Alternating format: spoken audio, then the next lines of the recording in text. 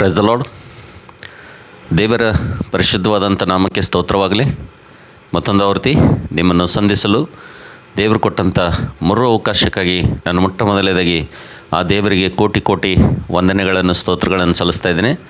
ಮತ್ತು ಎರಡನೇದಾಗಿ ಈ ಒಂದು ಚಾನಲನ್ನು ಈ ಒಂದು ವಿಡಿಯೋವನ್ನು ವೀಕ್ಷಿಸ್ತಿರುವಂಥ ತಮ್ಮೆಲ್ಲರಿಗೂ ಕೂಡ ಯೇಸುವಿನ ಮಧುರ ನಾಮದಲ್ಲಿ ನಿಮಗೆ ಶುಭಗಳನ್ನು ತಿಳಿಸ್ತಾ ಇದ್ದೇನೆ.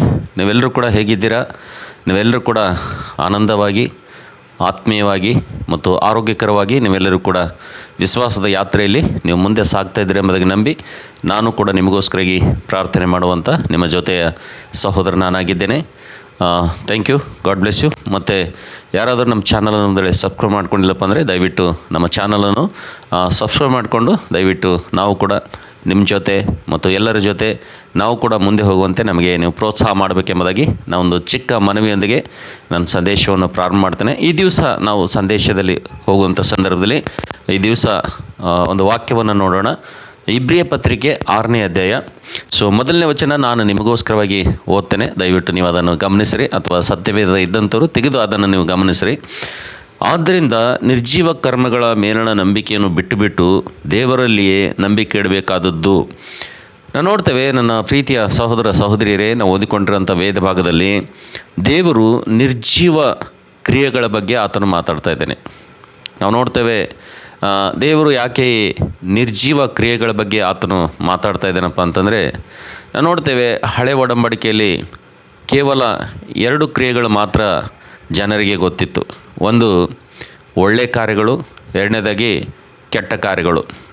ಆದರೆ ಇವೆರಡನ್ನೇ ಜನರಿಗೆ ಗೊತ್ತಿತ್ತಂಥ ಕ್ರಿಯೆಗಳು.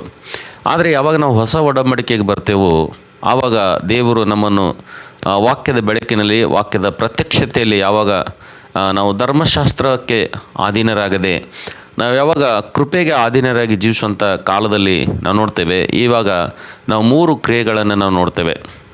ಮೊದಲನೇದು ಒಳ್ಳೆಯ ಕ್ರಿಯೆಗಳು, ಎರಡನೇದಾಗಿ ಕೆಟ್ಟ ಕ್ರಿಯೆಗಳು, ಮತ್ತು ಮೂರನೇದಾಗಿ ನಾವು ನೋಡ್ತೇವೆ ನಿರ್ಜೀವ ಕ್ರಿಯೆಗಳು. ಸಾಮಾನ್ಯವಾಗಿ ಒಳ್ಳೆಯ ಕ್ರಿಯೆಗಳಂದರೆ ಎಲ್ಲರಿಗೆ ಗೊತ್ತು. ಒಳ್ಳೆಯದನ್ನು ಮಾಡುವುದರಿಂದ, ಒಳ್ಳೆಯದನ್ನು ಬಯಸುವುದರಿಂದ, ಒಳ್ಳೆಯ ಕಾರ್ಯಗಳನ್ನು ಮಾಡುವುದರಿಂದ ಅದಕ್ಕೆ ಎಲ್ಲರೂ ಒಳ್ಳೆಯ ಕ್ರಿಯೆಗಳು ಎಂಬುದಾಗಿ ಹೇಳ್ತಾರೆ. ಎರಡನೇದಾಗಿ ಎಲ್ಲರಿಗೂ ಗೊತ್ತಿರುವಂಥ ವಿಷಯ, ಕೆಟ್ಟ ಕೆಲಸಗಳು, ಕೆಟ್ಟ ಕಾರ್ಯಗಳು ಒಂದು ವೇಳೆ ನಾವು ಮಾಡಿದೀವಪ್ಪ ಅಂತಂದರೆ ಅವು ಕೆಟ್ಟ ಕಾರ್ಯಗಳೆಂಬುದಾಗಿ ನೋಡ್ತೇವೆ.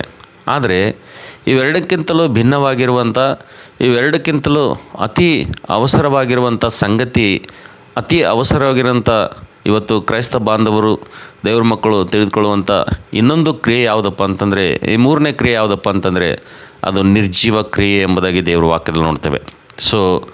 ಯಾವಾಗ ಈ 3 ಕ್ರಿಯೆಗಳ ಬಗ್ಗೆ ನಮಗೆ ಸಂಪೂರ್ಣವಾದಂಥ ಜ್ಞಾನ ಇರ್ತದೋ ಆವಾಗ ನಾವು ಉತ್ತಮವಾದದ್ದನ್ನು, ಶ್ರೇಷ್ಠವಾದದ್ದನ್ನು ಆಯ್ಕೆ ಮಾಡಿಕೊಳ್ಳಲಿಕ್ಕೆ ಮತ್ತು ಅದನ್ನು ಮಾಡಲಿಕ್ಕೆ ನಮಗೆ ಸಾಧ್ಯವಾಗ್ತದೆ. ಒಂದು ವೇಳೆ ಈ 3 ಕ್ರಿಯೆಗಳ ಕುರಿತು ನಮ್ಮ ಜೀವಿತದಲ್ಲಿ ಸರಿಯಾದ ಮಾಹಿತಿ ಅಂತಕ್ಕಂಥದ್ದು ಇರಲಿಲ್ಲಪ್ಪ ಅಂತಂದರೆ, ಮಾಹಿತಿಯ ಕೊರತೆ, ಜ್ಞಾನಹೀನತೆ ನಮ್ಮಲ್ಲಿತ್ತಪ್ಪ ಅಂತಂದರೆ ಖಂಡಿತವಾಗಿ ನಮ್ಮ ಜೀವಿತದಲ್ಲಿ ನಾವು ದೇವರಿಂದ ಬರುವಂಥ ಆಶೀರ್ವಾದಗಳನ್ನು ನಾವು ಕಳ್ಕೊಳ್ತೇವೆ.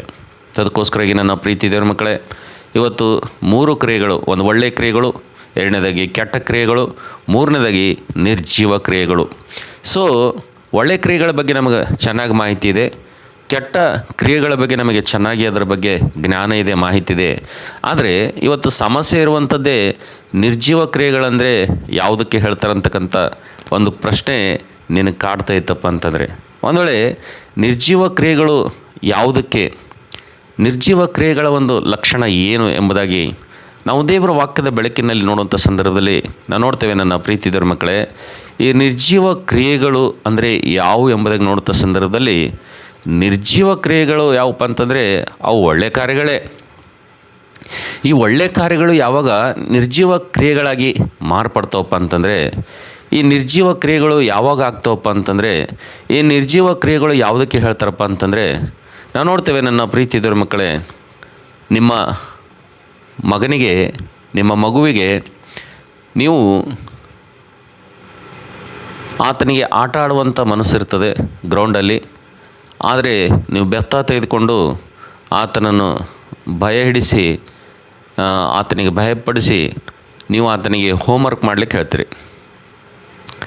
ಆದರೆ ಆ ಹುಡುಗ ನೀವು ಕೈಯಲ್ಲಿ ಬೆತ್ತ ತೆಗೆದುಕೊಂಡಿದ್ದರಿಂದ ಆತನು ಭಯಪಟ್ಟು ಆತನ ಹೋಮ್ವರ್ಕನ್ನು ಮಾಡ್ತಾನೆ. ಆದರೆ ನಾವು ನೋಡ್ತೇವೆ, ಹೋಮ್ವರ್ಕ್ ಮಾಡಿದ್ದಾನೆ, ಆದರೆ ನಾವು ನೋಡ್ತೇವೆ ಆ ಹೋಮ್ವರ್ಕ್ ಮಾಡಿದಂಥ ಹೋಮ್ವರ್ಕು ಆತನು ತನ್ನ ಜವಾಬ್ದಾರಿನ ಅರಿತು ಆತನು ತನ್ನ ವಿದ್ಯಾಭ್ಯಾಸದ ಕುರಿತು ಇರುವಂಥ ಒಂದು ಪ್ರಣಾಳಿಕೆ ಕುರಿತು ಆತನು ಹೋಮ್ವರ್ಕ್ ಮಾಡಲಿಲ್ಲ. ಕಾರಣ ಏನಪ್ಪ ಅಂತಂದರೆ, ಆತನು ನಿಮ್ಮ ಕೈಯಲ್ಲಿರುವಂಥ ಬೆತ್ತವನ್ನು ನೋಡಿ ಆತನು ಭಯದಿಂದ, ಆತನು ನನಗೆ ಪೆಟ್ಟುಗಳು ಬೀಳ್ತವೆ, ನನಗೆ ನನ್ನ ತಂದೆ ಶಿಕ್ಷೆ ವಿಧಿಸ್ತಾನೆ ಅಂತಕ್ಕಂಥ ಒಂದು ಮನೋಭೀತಿಯಿಂದ ಆತನು ಹೋಮ್ವರ್ಕನ್ನು ಮಾಡ್ತಾನೆ. ಸೊ ಈ ವಿಷಯ ನಾವು ಆಧ್ಯಾತ್ಮಿಕ ವಿಷಯಕ್ಕೆ ಬರುವಂಥ ಸಂದರ್ಭದಲ್ಲಿ ನಾವು ನೋಡ್ತೇವೆ, ನನ್ನ ಪ್ರೀತಿ ದೇವ್ರ ಮಕ್ಕಳೇ, ನಮ್ಮ ಜೀವಿತದಲ್ಲಿ ಒಳ್ಳೆಯ ಕ್ರಿಯೆಗಳು ನಿರ್ಜೀವ ಕ್ರಿಯೆಗಳಾಗಿ ಯಾವಾಗ ಮಾರ್ಪಡ್ತವಪ್ಪ ಅಂತಂದರೆ, ನಾವು ನೋಡ್ತೇವೆ ನನ್ನ ಪ್ರೀತಿ ದೇವ್ರ ಮಕ್ಕಳೇ, ಯಾವಾಗ ನಾವು ದೇವರಿಗೆ ಬಲವಂತವಾಗಿ ಏನನ್ನಾದರೂ ನಾವು ಮಾಡ್ತೇವೋ, ದೇವರಿಗೋಸ್ಕರವಾಗಿ ಮಾಡುವಂಥ ಕಾರ್ಯಗಳು ನಾವು ಬಲವಂತವಾಗಿ ಯಾವಾಗ ನಾವು ಮಾಡ್ತೇವೋ, ಉದಾಹರಣೆಗೆ ಮನೆಗಳಲ್ಲಿ ತಂದೆ ತಾಯಿಗಳು ಕೋಪಿಸೋದ್ರಿಂದ, ತಂದೆ ತಾಯಿಗಳು ಬೈಯೋದ್ರಿಂದ ಕೆಲವೊಂದು ಯವನಸ್ಥ ಮಕ್ಕಳು ಪ್ರಾರ್ಥನೆಯನ್ನು ಮಾಡ್ತಾರೆ. ಮನೆಯಲ್ಲಿ ತಂದೆ ತಾಯಿಗಳು ಕೆಲವೊಬ್ಬರಿಗೆ ತುಂಬ ಗದರಿಸೋದ್ರಿಂದ ಅವರು ಚರ್ಚ್ಗಳಿಗೆ ಬರ್ತಾರೆ. ಆದರೆ ಅವರು ಚರ್ಚ್ಗಳಿಗೆ ಬರ್ತಾರೆ, ಅವರು ಬೈಬಲ್ ಓದ್ತಾರೆ, ಪ್ರಾರ್ಥನೆ ಮಾಡ್ತಾರೆ. ಆದರೆ ನಾವು ನೋಡ್ತೇವೆ ಅದು ನಿಜವಾಗಿಯೂ ಅದು ಒಳ್ಳೆಯ ಕ್ರಿಯೆ ಆಗಿರೋದಿಲ್ಲ. ಯಾವಾಗ ಒಳ್ಳೆಯ ಕ್ರಿಯೆಗಳಾಗಿ ಮಾರ್ಪಡ್ತವಪ್ಪ ಅಂತಂದರೆ, ಯಾವಾಗೊಬ್ಬ ಯವನಸ್ಥ ಮಗಳು ದೇವರ ವಾಕ್ಯದ ಮೇಲೆ ಆಸಕ್ತಿ ಇಟ್ಕೊಂಡು ದೇವರ ವಾಕ್ಯವನ್ನು ದೇವರನ್ನು ಪ್ರೀತಿ ಮಾಡಿ ಅನುದಿನವೂ ದೇವರು ಕೊಡ್ತಕ್ಕಂಥ ಸಮಯ, ಇದು ಸತ್ಯವೇದ ಓದುವಂಥ ಸಮಯ, ಇದು ಪ್ರಾರ್ಥನೆ ಮಾಡುವಂಥ ಸಮಯ, ಇದು ನಾನು ಶಾಲಾ ಕಾಲೇಜಿಗೆ ವಿದ್ಯಾಭ್ಯಾಸಕ್ಕೆ ಹೋಗುವಂಥ ಸಮಯ, ಇದು ನಾನು ಕೆಲಸಕ್ಕೆ ಹೋಗುವಂಥ ಸಮಯ ಎಂಬುದಾಗಿ ಪ್ರತಿಯೊಂದು ಜವಾಬ್ದಾರಿನ ಅರಿತುಕೊಂಡು ದೇವರು ಕೊಟ್ಟಂಥ ಸಮಯ ದೇವರಿಗೆ ಕೊಟ್ಟು ಅವರು ಹೃದಯಪೂರ್ವಕವಾಗಿ ಪೂರ್ಣ ಶಕ್ತಿ, ಪೂರ್ಣ ಪ್ರಾಣದಿಂದ, ಪೂರ್ಣ ಹೃದಯದಿಂದ, ಪೂರ್ಣ ಮನಸ್ಸಿಂದ ಯಾವಾಗ ಅವರು ಸತ್ಯವೇದವನ್ನು ಓದ್ತಾರೋ, ಯಾವಾಗ ಪ್ರಾರ್ಥನೆಯನ್ನು ಮಾಡ್ತಾರೋ, ಯಾವಾಗ ದೇವ್ರ ಮಂದಿರಕ್ಕೆ ತಮ್ಮ ತಂದೆ ತಾಯಿಗಳ ಜೊತೆಗೆ ಬರ್ತಾರೋ, ನಾವು ನೋಡ್ತೇವೆ ಆವಾಗ ಒಳ್ಳೆಯ ಕ್ರಿಯೆಗಳಾಗಿ ಮಾರ್ಪಡ್ತವೆ. ಆದರೆ ಯಾರು ಈ ರೀತಿ ತಂದೆ ತಾಯಿಗಳ ಒತ್ತಾಯದಿಂದ, ತಂದೆ ತಾಯಿಗಳ ಕಾಟದಿಂದ ಇವತ್ತು ಎಷ್ಟೋ ಒಂದು ಮನಸ್ಸಿಲ್ಲದೆ ಅವರು ದೇವಾಲಯದಲ್ಲಿ ಅವರು ಪ್ರವೇಶ ಮಾಡೋದರಿಂದ ನಾವು ನೋಡ್ತೇವೆ ಆ ಕಾರ್ಯಗಳು, ಆ ಕ್ರಿಯೆಗಳು ನಿರ್ಜೀವ ಕ್ರಿಯೆಗಳು, ಅವು ಸತ್ತಂಥ ಕ್ರಿಯೆಗಳೆಂಬುದಾಗಿ ದೇವ್ರ ವಾಕ್ಯದಲ್ಲಿ ನೋಡ್ತೀವಿ ಅಂತೇಳಿರಿ. ಹಲ್ಲೆಲೂಯಾ.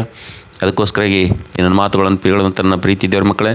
ಮತ್ತು ಎರಡನೇದಾಗಿ ನಿರ್ಜೀವ ಕ್ರಿಯೆಗಳ ಎರಡನೇ ಲಕ್ಷಣ ಏನಪ್ಪ ಅಂತಂದರೆ, ಆಸಕ್ತಿ ಇಲ್ಲದೆ ನೀನು ಯಾವುದಾದ್ರೂ ಒಂದು ಕೆಲಸ ಮಾಡ್ತಾ ಇದ್ದೀಯಪ್ಪ ಅಂತಂದರೆ, ನೀನು ಮಾಡುವಂಥ ಕೆಲಸ ಅದು ದೇವರ ಮಂದಿರದಲ್ಲಿ ಯಾವುದೇ ಸೇವೆ ಆಗಿರ್ಬೋದು, ಅದು ಹಾಸುವುದಾಗಿರ್ಬೋದು, ಅದು ನಿನಗೆ ಕಸ ಗುಡಿಸೋದಾಗಿರ್ಬೋದು, ಅಥವಾ ನೀನು ಟಾಯ್ಲೆಟ್ ಕ್ಲೀನ್ ಮಾಡಿರೋದಾಗಿರ್ಬೋದು, ಅಥವಾ ದೇವ್ರ ಮನೆಯಲ್ಲಿ ಚಾಪೆ ಹಾಸೋದಾಗಿರ್ಬೋದು, ಅಥವಾ ದೇವ್ರ ಮಂದಿರದಲ್ಲಿ ನೀನು ಯಾವುದೇ ರೀತಿಯಿಂದ ಸಹಾಯದ ಕೆಲಸ ನೀನು ಮಾಡ್ತಾ ಇರ್ಬೋದು.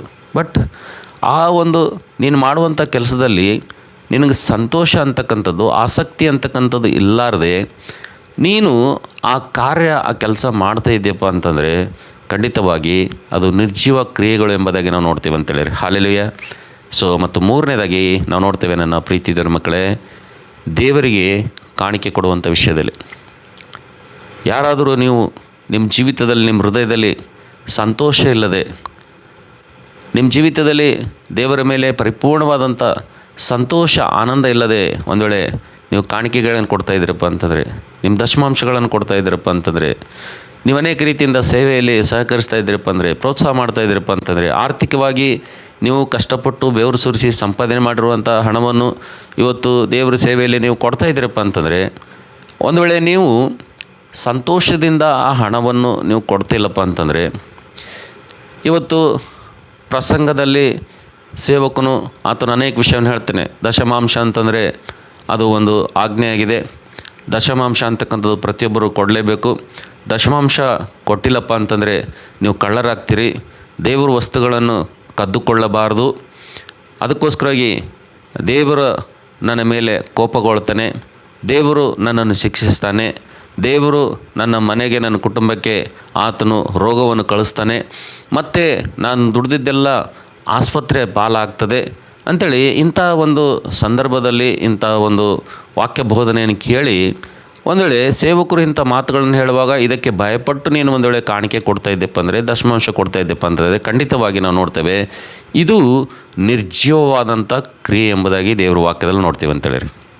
ಅಷ್ಟು ಮಾತ್ರ ಅಲ್ಲದೆ ನೀನು ಕೊಟ್ಟಂಥ ಕಾಣಿಕೆ ಆಗಲಿ, ನೀನು ಕೊಟ್ಟಂಥ ಹಣ ಆಗಲಿ, ನೀನು ಮಾಡಿದಂಥ ಒಳ್ಳೆಯ ಕಾರ್ಯ ಆಗಲಿ, ನೀನು ಮಾಡಿದಂಥ ತ್ಯಾಗ ಆಗಲಿ, ಸಮರ್ಪಣೆ ಆಗಲಿ, ನೀನು ಒಂದು ವೇಳೆ ಅದು ನೀನು ಕೊಟ್ಟು ನೀನು ಇನ್ನೊಬ್ಬರ ಎದುರಿಗೆ ಅದರ ಕುರಿತು ನೀನು ನಿನ್ನ ಹೃದಯವನ್ನು ಹರಿದುಕೊಂಡು ನೀನು ಮಾತಾಡ್ತಾ ಇದ್ದೆಪ್ಪ ಅಂತಂದರೆ, ನಾನು ಇಷ್ಟು ಮಾಡಿದ್ದೀನಿ ಬ್ರದರ್, ನಾನು ಇಷ್ಟು ಕೊಟ್ಟಿದ್ದೀನಿ ಬ್ರದರ್, ನಾನು ಆ ಸಹಾಯ ಮಾಡಿದ್ದೀನಿ ಬ್ರದರ್, ನಾನು ಈ ಸಹಾಯ ಮಾಡಿದ್ದೀನಿ ಅಂಥೇಳಿ ನೀನು ಇನ್ನೊಬ್ಬರೆದ್ರೆ ನೀನು ಕೊಟ್ಟದ್ದನ್ನು, ನೀನು ಸಮರ್ಪಣೆ ಮಾಡಿದ್ದನ್ನು ನೀನು ಇನ್ನೊಬ್ಬರೆ ಕೊಚ್ಚಿಕೊಳ್ತಾ ಇದ್ದೆಪ್ಪ ಅಂತಂದರೆ, ನೀನು ಡಂಗುರ ಒಂದು ವೇಳೆ ಸಾರ್ತಾ ಇದ್ದೆಪ್ಪ ಅಂತಂದರೆ, ಆದರೆ ನಾವು ನೋಡ್ತೇವೆ ನನ್ನ ಪ್ರೀತಿ ಇದ್ದರು ಮಕ್ಕಳೇ, ಸಂತೋಷ ಇಲ್ಲದೆ ನೀನು ಏನು ಸಮರ್ಪಣೆ ಮಾಡಿದ್ರೂ ಕೂಡ ನಿನ್ನ ಜೀವಿತದಲ್ಲಿ ಸಂತೋಷ ಇಲ್ಲದೆ, ನಿನ್ನ ಜೀವಿತದಲ್ಲಿ ನೆಮ್ಮದಿ ಇಲ್ಲದೆ, ನಿನ್ನ ಜೀವಿತದಲ್ಲಿ ಹೃದಯಪೂರ್ವಕವಾಗಿ ಸಂತೋಷದಿಂದ ಯಾವುದು ಕೆಲಸವನ್ನು ನೀನು ಮಾಡೋದಿಲ್ಲವೋ, ಯಾವ ಒಂದು ಕಾಣಿಕೆಯನ್ನು ನೀನು ಕೊಡೋದಿಲ್ಲವೋ, ಅದು ಸತ್ತಂಥ ಕ್ರಿಯೆಗೆ ಅದು ಸಮಾನ, ಅದು ನಿರ್ಜೀವ ಕ್ರಿಯೆಗೆ ಸಮಾನ ಎಂಬುದಾಗಿ ದೇವರ ವಾಕ್ಯದಲ್ಲಿ ನೋಡ್ತೇವೆ. ಅದಕ್ಕೋಸ್ಕರಾಗಿ ದೇವರಿಗೆ ಕಾಣಿಕೆ ಕೊಡಬೇಕಪ್ಪ ಅಂತಂದರೆ, ದೇವರಿಗೆ ನಿನ್ನ ಜೀವಿತದಲ್ಲಿ ಸಮರ್ಪಣೆ ಮಾಡಬೇಕಪ್ಪ ಅಂತಂದರೆ ಬೈಬಲ್ನಲ್ಲಿ ಒಂದು ನಿಯಮ ಇದೆ. ಕಾಣಿಕೆ ಕೊಡುವುದಕ್ಕೂ ಸಮರ್ಪಣೆ ಮಾಡಿಕೊಳ್ಳೋದಕ್ಕೂ ಅದರಿಂದ ನಿನಗೆ ಆಶೀರ್ವಾದ ಬರಬೇಕಪ್ಪ ಅಂತಂದರೆ ದೇವರು ಒಂದು ರೂಲ್ ಇಟ್ಟಿದ್ದಾನೆ. ಆ ರೂಲ್ ಏನಪ್ಪ ಅಂತಂದರೆ 2 ಕೊರಿಂಥಿ 9ನೇ ಅಧ್ಯಾಯದಲ್ಲಿ ನಾವು ನೋಡ್ತೇವೆ, ಸಂತೋಷವಾಗಿ ಕೊಡುವವನ ಮೇಲೆ ದೇವರ ಪ್ರೀತಿ ಹೆಚ್ಚಾಗ್ತದೆ ಎಂಬುದಾಗಿ ದೇವರ ವಾಕ್ಯದಲ್ಲಿ ನೋಡ್ತೇವೆ. ಈ ನನ್ನ ಮಾತುಗಳನ್ನು ಕೇಳುವಂಥ ನನ್ನ ಆತ್ಮೀಯ ಪ್ರೀತಿಯ ಸಹೋದರ ಸಹೋದರಿಯರೇ, ನಿಮ್ಮ ಜೀವಿತದಲ್ಲಿ ಇಂಥ ಅನುಭವದಲ್ಲಿ ನೀವಿದ್ದೀರಾ? ನೀವು ಯಾವುದೋ ಒಂದು ವಸ್ತು ಕೊಟ್ಟಿರಬೇಕು, ಯಾವುದೋ ಒಂದು ಹಣ ಕೊಟ್ಟಿರಬೇಕು, ಅಥವಾ ಸಭೆಗೆ ಏನಾದರೂ ನೀವು ಪ್ರೋತ್ಸಾಹಕರವಾದಂಥ ಅನೇಕರಿಗೆ ಸಹಾಯ ಮಾಡಿರ್ಬೋದು, ಅಥವಾ ಸೇವೆಯಲ್ಲಿ ನಿಮ್ಮ ಬೆಲೆಯುಳ್ಳಂಥ ಕಾಣಿಕೆಗಳು ನೀವು ಬಿತ್ತಿರ್ಬೋದು.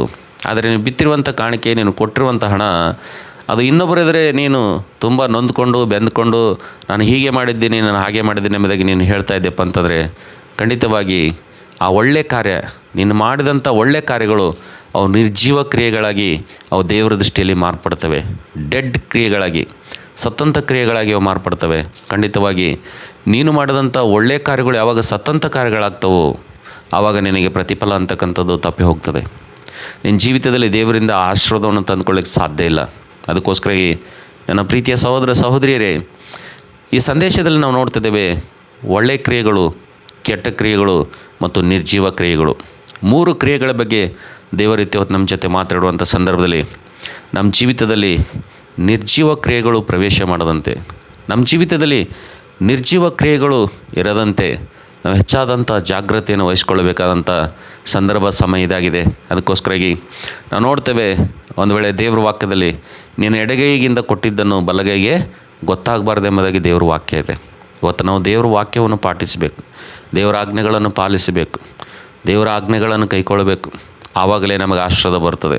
ನಾವು ಉದ್ರೇಕದಿಂದ, ಆವೇಶದಿಂದ, ಸ್ವಂತ ನಿರ್ಣಯದಿಂದ, ಸ್ವಬುದ್ಧಿಯ ಮೇಲೆ ಆಧಾರಗೊಂಡು ಯಾವುದೋ ಒಂದು ಜೀವಿತದಲ್ಲಿ, ಹೃದಯದಲ್ಲಿ ಸಂತೋಷ ಇಲ್ಲದೆ, ಮನಸ್ಸಿರಲಾರ್ದೆ, ಯಾವುದೋ ಆಸಕ್ತಿ ಇರಲಾರ್ದೆ ಕೆಲಸ ಮಾಡಿ, ಸಂತೋಷ ಇರಲಾರ್ದೆ ಯಾವುದೋ ಒಂದು ಹಣ ಕೊಟ್ಟು ಇವತ್ತು ನಾವು ಅನೇಕರೆದರೆ ನಮ್ಮ ಬಾಧೆಯನ್ನು ತೋಡ್ಕೊಳ್ತಾ ಇದ್ದೀವಪ್ಪ ಅಂದರೆ, ನಾನು ಈ ಸಭೆಗೆ ಇಷ್ಟು ಮಾಡಿದ್ದೀನಿ, ನಾನು ಈ ಸಭೆಗೆ ಇಷ್ಟು ಕೊಟ್ಟಿದ್ದೀನಿ, ಈ ಸೇವಕನಿಗೆ ಅಷ್ಟು ಕೊಟ್ಟಿದ್ದೀನಿ, ಈ ಸೇವಕನಿಗೆ ಅದು ಮಾಡಿದ್ದೀನಿ, ಇದು ಮಾಡಿದ್ದೀನಿ ಎಂಬುದಾಗಿ, ನಾನು ಊಟ ಕೊಟ್ಟಿದ್ದೀನಿ, ನಾನು ಬಟ್ಟೆ ಕೊಟ್ಟಿದ್ದೀನಿ ಎಂಬುದಾಗಿ, ಈ ರೀತಿಯಾಗಿ ನಾನು ಅನೇಕ ವಿಷಯಗಳ ಬಗ್ಗೆ ನೀನು ಒಳ್ಳೆಯ ಕ್ರಿಯೆಗಳನ್ನು ಮಾಡಿ ನಿನ್ನ ಜೀವಿತದಲ್ಲಿ ಸಂತೋಷ ಇಲ್ಲದೆ ಅನೇಕರೆದುರು ನೀನು ಕೊಟ್ಟಂಥ ವಿಷಯಗಳಿಗಾಗಿ ಬಾಧೆ ಪಡ್ತಾ ಇದ್ದೆಪ್ಪ ಅಂತಂದರೆ ಖಂಡಿತವಾಗಿ ನಿನ್ನ ಜೀವಿತದಲ್ಲಿ ನೀನು ಸತ್ತಂಥ ಕ್ರಿಯೆಗಳನ್ನು ಮಾಡುವಂತನಾಗಿದೆಯಾ? ಖಂಡಿತವಾಗಿ ದೇವರಿಂದ ಪ್ರತಿಫಲವನ್ನು ನೀನು ಕಳೆದುಕೊಳ್ತೀಯಾ? ಅದಕ್ಕೋಸ್ಕರಾಗಿ ಈ ಸಮಯದಲ್ಲಿ ಮಾತುಗಳನ್ನು ಕೇಳುವಂಥ ಸಂದರ್ಭ ನಾವೆಲ್ಲರೂ ಕೂಡ ಜಾಗ್ರತೆ ವಹಿಸಿ ಇಬ್ರಿಯ ಪತ್ರಿಕೆ 6ನೇ ಅಧ್ಯಾಯ 1ನೇ ವಚನದಲ್ಲಿ ದೇವರು ಹೇಳುವಂಥ ಮಾತನ್ನು ನಾವೆಲ್ಲರೂ ಗಮನದಲ್ಲಿ ತೆಗೆದುಕೊಳ್ಳೋಣ. ಇನ್ನು ಮೇಲೆ ನಾವು ನಿರ್ಜೀವ ಕ್ರಿಯೆಗಳನ್ನು ಬಿಟ್ಟು ದೇವರ ಮೇಲಣ ನಂಬಿಕೆಯನ್ನು ನಾವು ವಿಶ್ವಾಸವನ್ನು ಇಟ್ಟುಕೊಂಡು ನಮ್ಮ ವಿಶ್ವಾಸವನ್ನು ಅಧಿಕಗೊಳಿಸುವಂಥ ಒಂದು ನಿಟ್ಟಿನಲ್ಲಿ ನಾವು ದೇವರ ವಾಕ್ಯದ ಮೇಲೆ ನಾವು ಭರವಸೆ ಬಿಟ್ಟು, ದೇವರ ವಾಗ್ದಾನಗಳ ಮೇಲೆ ನಾವು ಭರವಸೆ ಬಿಟ್ಟು ನಾವು ಮಾಡಿದಂಥ ಕಾರ್ಯಗಳು ದೇವರ ದೃಷ್ಟಿಯಲ್ಲಿ ನೀತಿ ಕ್ರಿಯೆಗಳಿಗೆ ಮಾರ್ಪಡುವಂತೆ ನಾವು ಒಂದು ವೇಳೆ ಪ್ರಾರ್ಥನೆ ಮಾಡೋದಾದ್ರೆ ಖಂಡಿತವಾಗಿ ದೇವರು ನಮಗೆ ಸಹಾಯ ಮಾಡುವಂಥ ವ್ಯಕ್ತಿಯಾಗಿದ್ದಾನೆ. ನನ್ನ ಪ್ರೀತಿ ದೇವರ ಮಕ್ಕಳೇ, ಈ ಸಂದೇಶದ ಕುರಿತು ನಿಮಗೇನು ಅನ್ನಿಸ್ತು? ಈ ಸಂದೇಶದ ಮೂಲಕವಾಗಿ ನೀವೇನೇನು ಕಲ್ತ್ಕೊಂಡಿದ್ದೀರಿ? ಈ ಸಂದೇಶದ ಮೂಲಕವಾಗಿ ನಿಮ್ಮ ಆತ್ಮೀಯ ಜೀವಿತದ ಮೇಲೆ ಯಾವ ಪರಿಣಾಮ ಬೀರಿದೆ ಅಂತಕ್ಕಂಥ ಒಂದು ವಿಷಯ ನಾನು ತಿಳ್ಕೊಳ್ಳಲು ಆಸಕ್ತವುಳ್ಳವನಾಗಿದ್ದೇನೆ. ಒಂದು ವೇಳೆ ಈ ಸಂದೇಶ ನಿಮಗೆ ಪ್ರಯೋಜನಕರವಾಗಿರೋದಾದರೆ, ಈ ಸಂದೇಶದ ಯಾವ ಭಾಗದಲ್ಲಿ ದೇವರು ನಿಮ್ಮ ಜೊತೆ ಮಾತಾಡಿದ್ದನೋ ಒಂದು ವೇಳೆ ನೀವು ಕಮೆಂಟ್ನಲ್ಲಿ ಬರೆದು ನನಗೆ ತಿಳಿಸೋದಾದರೆ, ಖಂಡಿತವಾಗಿ ನಾನು ಕೂಡ ಸಂತೋಷಪಟ್ಟು ನಿಮ್ಮ ಜೊತೆ ನಾನು ಕೂಡ ಮುಂದೆ ಆತನು ನಿಮ್ಮಿಂದ ಪ್ರೋತ್ಸಾಹ ಹೊಂದಿ ನಾನು ಇನ್ನೂ ಹೆಚ್ಚಾದಂಥ ಸಂದೇಶಗಳನ್ನು ತರಲಿಕ್ಕೆ ನಾನು ಕೂಡ ಸಂತೋಷವುಳ್ಳವನಾಗಿದ್ದೇನೆ. Thank you. God bless you. ದೇವರು ನಿಮ್ಮನ್ನು ಆಶೀರ್ವಾದ ಮಾಡಲಿ.